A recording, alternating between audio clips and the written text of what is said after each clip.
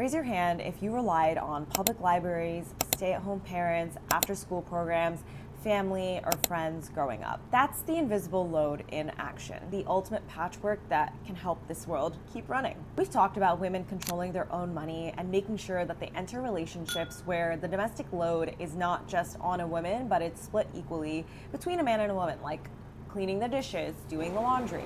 It just goes much deeper than that. This isn't a problem that you can solve with just a spreadsheet. We're talking about organizing 8.2 billion people in the world. The level of complexity is what experts call a wicked problem.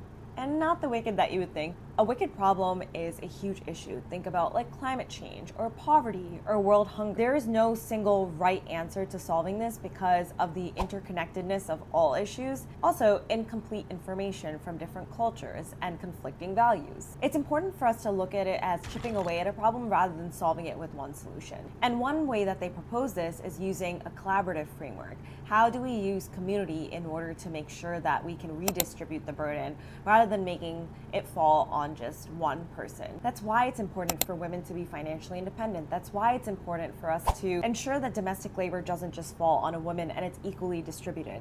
That's why it's important for us to acknowledge that there's blurry lines between acts of obligation and acts of love. That's why it's important to acknowledge that the load just follows the path of least resistance and typically towards a woman that is marginalized. And that's why it's important to acknowledge that we need things like affordable childcare and movements like Moms First. Thank you, Reshma. That is the focus of my last piece in Unraveling the Invisible Load, that this issue is not just a gender issue, but it is a class and psychological issue. And rather than framing it as solving it one right way, it is the combination of multiple solutions that will help us alleviate the invisible load. None of these topics exist in a silo.